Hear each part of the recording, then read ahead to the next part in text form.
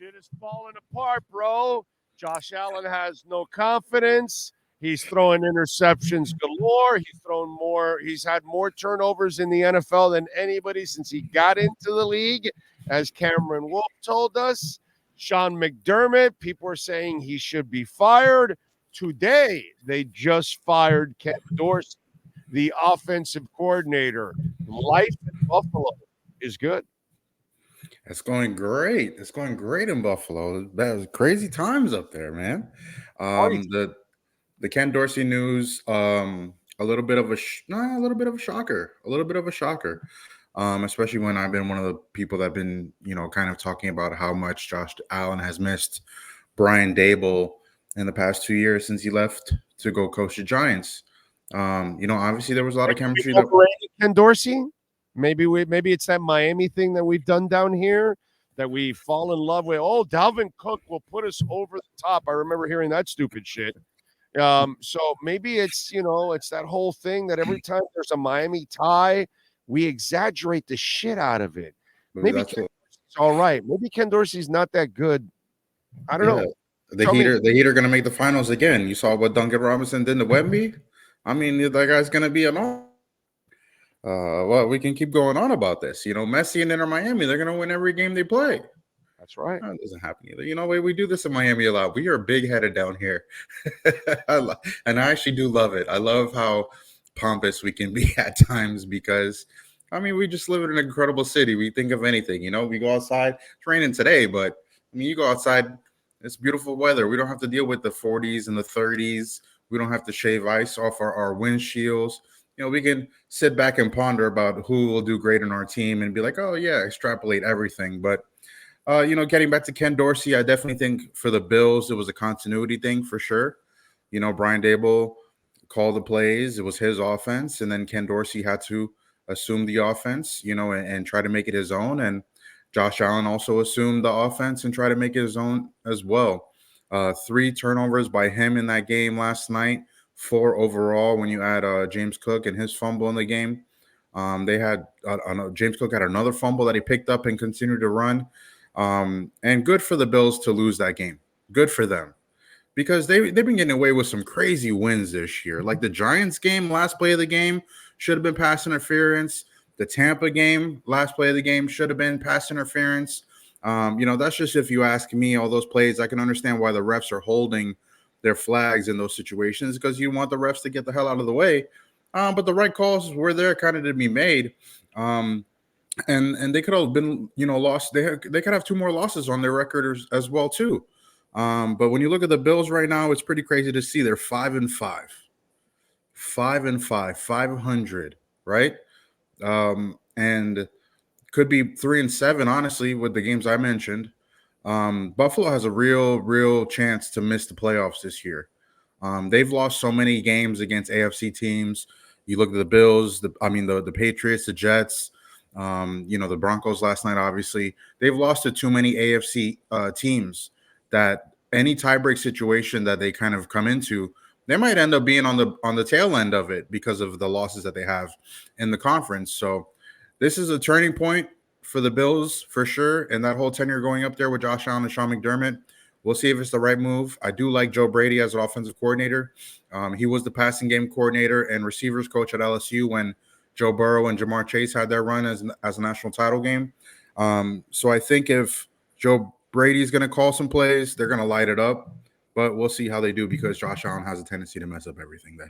And I think we're on it now, right? The best passer in the AFC East is Tua Tagovailoa, and there's no more discussion now, right? We're not going to get into that anymore, right? He's a better passer than Josh Allen, correct? Yeah, definitely. Come on. It's pretty easy to see. The stats also don't lie as well. And, when you look at Tua's not ashamed to throw a check down pass, man. We kind of bashed him for it as much as we did early on in his career because he keeps the chains moving. But sometimes a 2-yard pass, 3-yard pass, man, sometimes it gets you to a manageable 3rd and 6 that you can actually convert, even a 3rd and 3. Brady and Joe Montana lived off that shit, dude. Yeah. I used to do it all the time. And what people don't understand is the discipline it takes to continue to take what they give you and to be accurate Mm-hmm. every single time and every single throw. The monotony behind it, it might bore you, but the idea is the person that can handle that monotony is the real pro that ends up on top. And it doesn't matter what your name is, bro. You could be Peyton Manning, you could be Tom Brady, you could be Tua Tagovailoa. You know, plenty of quarterbacks over the history of time have lived off of whatever you want to give them, and then they'll take every once in a while what didn't expect was there. Yeah, that's what Tua does the best. I mean, you got to beat the check down like a hammer, right? That's the phrase that football people like to use, right? When it's there and it's open, go give it to him. And then in this game last night with Josh Allen, I mean, there was a check down opportunity for James Cook in the middle of the field. He probably could have took up for maybe 10 yards or so. And still, Josh Allen found the second option. I think it was Shakir down in the middle of the field. It was one play that worked for him in that instance. But that's the thing. The play that you extend when you go past your first progression and it's wide open, sometimes the second play is not there for you, right? And Josh Allen is just stuck playing hero ball and wanting big plays, chunk plays every time he touches the ball. And that's what's really hurt the Bills, man. You have a 1.5 game lead, not 2 games yet. If the Dolphins beat the Raiders on Sunday, it'll be a 2 game lead in the AFC East, or depending on what Buffalo does on Sunday as well too. But this is a really big juncture for the Dolphins in the second half of the season, Big O. In my opinion, it's not just Buffalo too; it's the rest of the AFC too. You're lucky you don't have to play the Steelers, you don't have to play the Browns. You got a team in the Ravens you beat earlier this year. As much as we saw the Dolphins kind of take off and have this big record, right, 6-2, that became 6-3.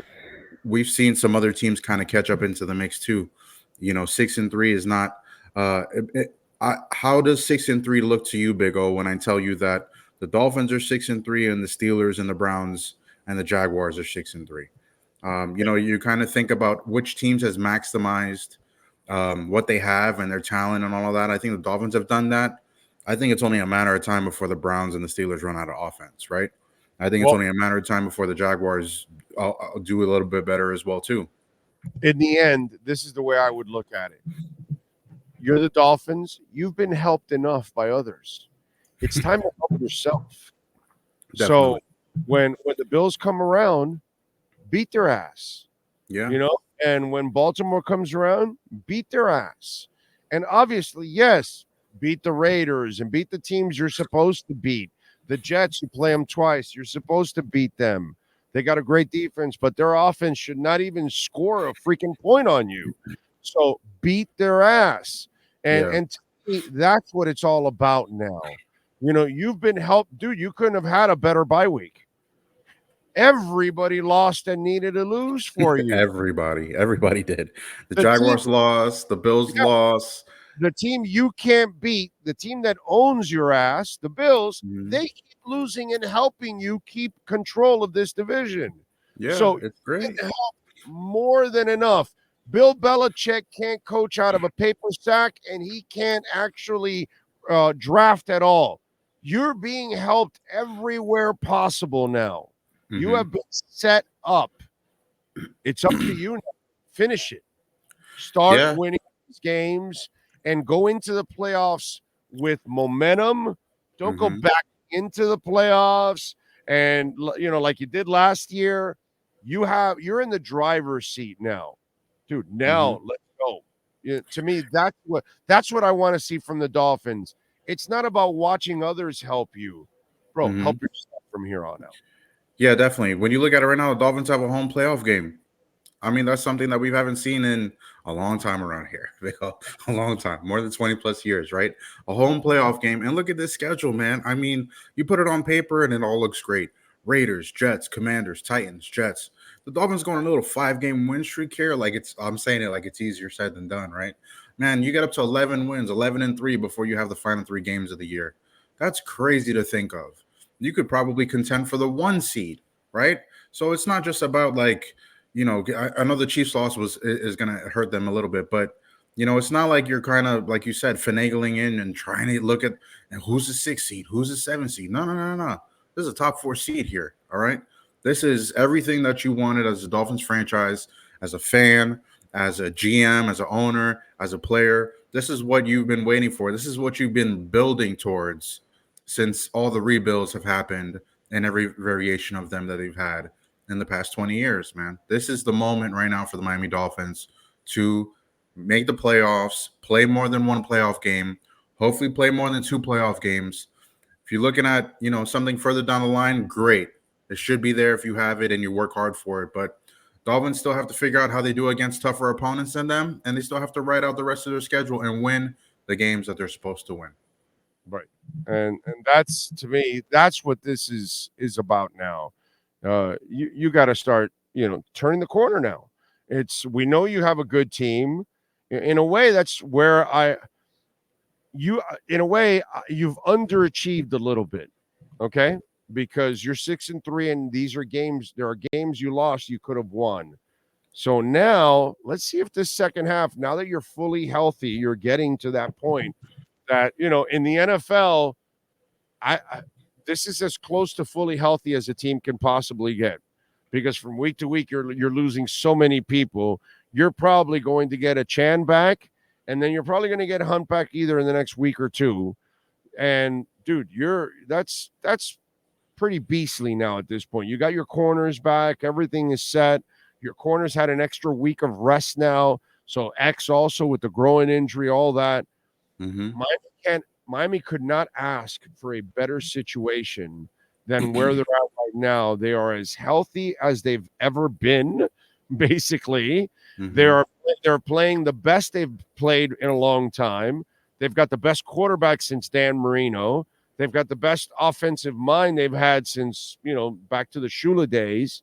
Yeah. So, to me, and the best front office since the 1970s. Brother, now's the time. Now's the time. Strike while it's hot, right? Look, what I said to you in the last time that we spoke about the Dolphins, I still want to see them crisp up their operation. When it gets loud, everything kind of breaks down for them. And when players get hurt and kind of have to move in and out the lineup during drives, things break down for them. So operational wise, I want to see them improve on that. I want to hear more crowd noise at the Dolphins practices. Want to hear Mike, calling plays into Tua relaying the plays to the players, and the players not messing up, man. You can't afford to have these false starts, little infractions that cause the offense to just stall out like they did against the Chiefs, right? Second half, they were moving the ball. You got 2 touchdowns, and that fourth quarter was just dreadful, man. They just kept going backwards as much as they went forward. And when you figure out that operation, you figure out kind of things like, Mike's decision making at the end of that game, the Chiefs game. Why'd you call a timeout before the final play? And then coming out of the timeout, why wasn't everybody set?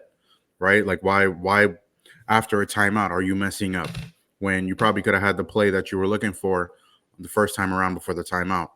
Why did you go away from running from Mostert on the last drive when he had 2 big killer runs? Was he tired?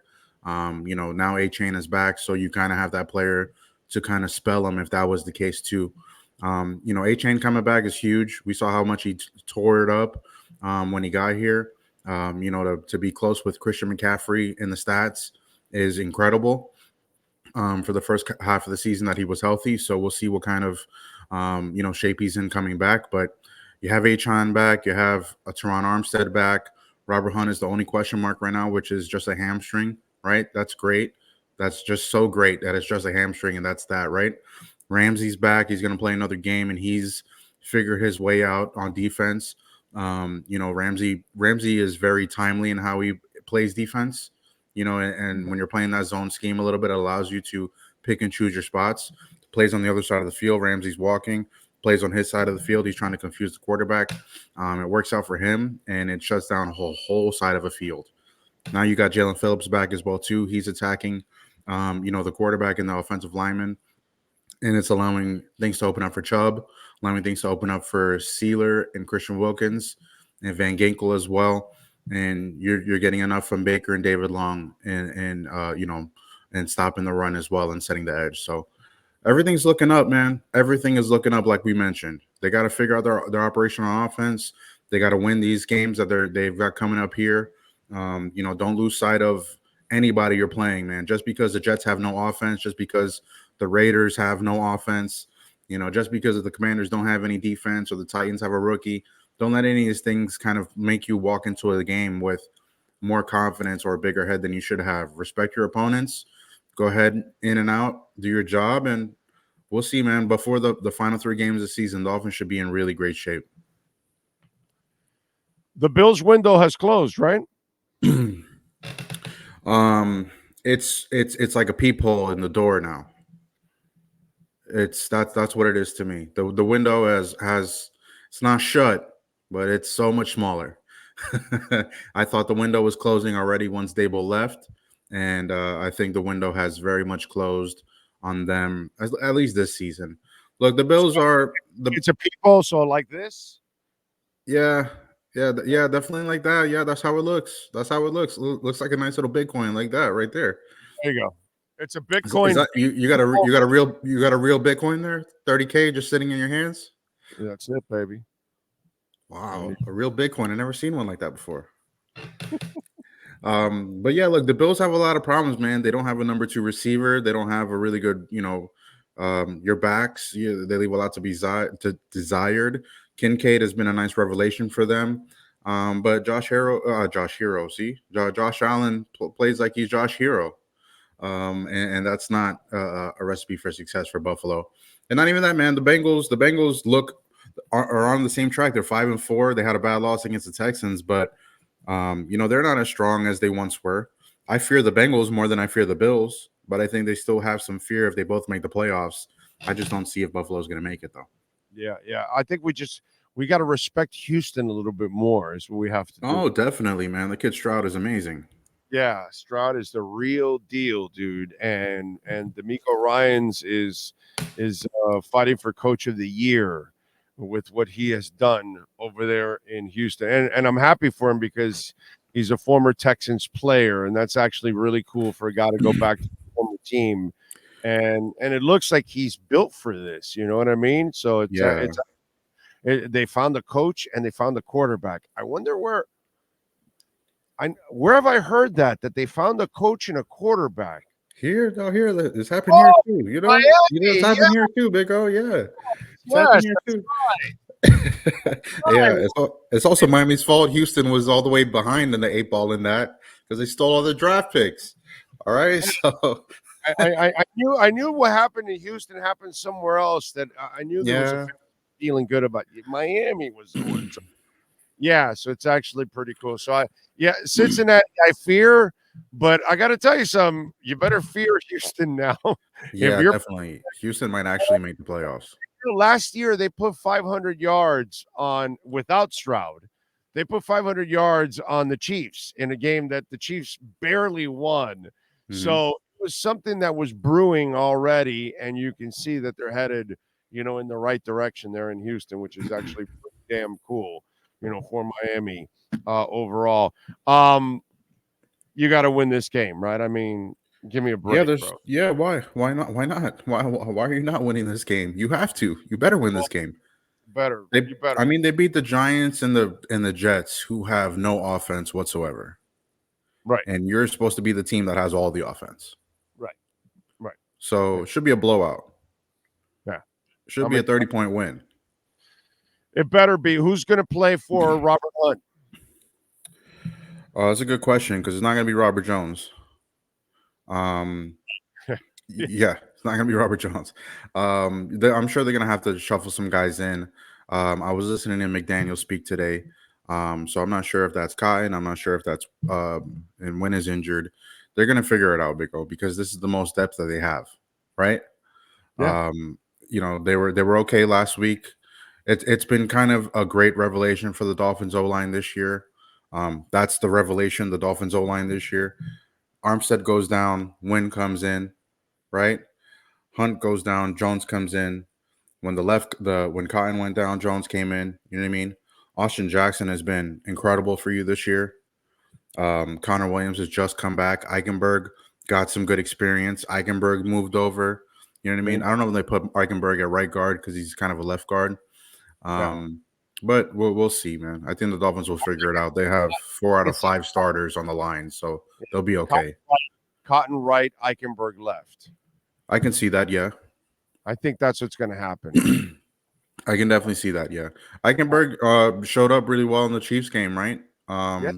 Yes. And after getting his feet wet in this game and not giving up on the kid and giving him a role to play as backup center and starting, I mean, just you're pouring into a kid where some of us as fans would be like, "What are you doing? Get this guy out of the game. Don't play him anymore." You know, like it's the wrong thing to do. What we're saying, and the Dolphins Yes. are doing the right thing by, supporting these players and motivating them and encouraging them and it's incredible to see them have some kind of tangible improvement that they can continue to work on week in and week out. As I was told from inside the building, when are we going to get the benefit of the doubt with the offensive line? And Yeah, they're getting it. They're getting it now, and now's the time that this know how next to half of the season is the time to get it. They know how to develop. They know how to coach it up. They have a great fun. I was saying this earlier in the show. The Dolphins go enjoy yourselves because you're one of the few teams that can field a starting 5 and backups. That's unheard of in today's Yeah, NFL. it definitely wasn't happening here. That's for sure. Right. And Dolphins should know because for decades they couldn't have an offensive line. I mean, their peak was, when Omar was screwing around with the unicorn thing, and that's 3 guys out of the 5. It wasn't 5 guys, it was 3 out of the 5. Mm-hmm. You've had 5 here at times this year. I mean, that's impressive, dude. Really is impressive. Yeah, definitely. Look, and should the Dolphins get the benefit of the doubt on it? I mean, I want to see them win a little bit more and play a little bit more, sure. But the way that Mike's offense, it just allows them to kind of play offensive line in a way that they're not just kind of pushing back, getting pushed back and things like that. They're running it out into the field, they're getting to the second level, and those kind of things just throw off the defensive line when they have to, go up against it.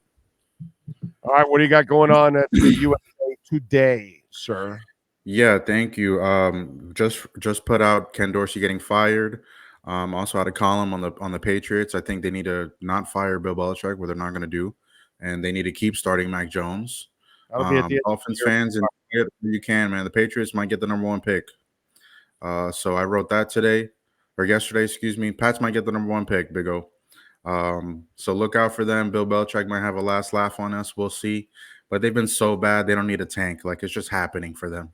They're trying to win and they're tanking. So they're not keeping Belichick. He's gone at the end of the year. They'll fire him. Yeah, I can see that too. But they should just keep the ship together for a little bit. They might wind up with the number 1 pick and a whole new.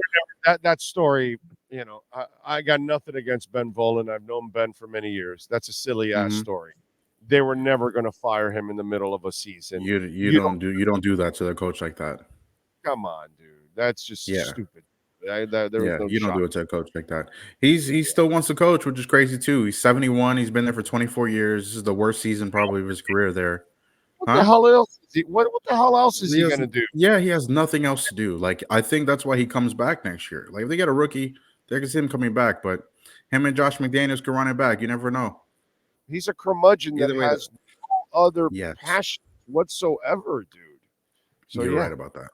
You're right about that. Right, follow him on Twitter at the perfect word. Yes, Safid _Deen, and catch his work there at the USA Today and his podcast, also getting it done. Safid, appreciate you, my brother. We'll catch up later in the week. Have a good one, Big O. Thank you. Thank you, sir. There you go. Baptist Health, baby. The staff at Baptist Health Orthopedic Care is comprised of highly specialized, board-certified and fellowship-trained orthopedic physicians, supported by advanced practice providers and athletic trainers, all of whom play a vital role in the patient's experience. And folks, if you have an injury that is keeping you from doing what you love, take charge of your health and get back into the game with the help of the all-pro staff at Baptist Health Orthopedic Care.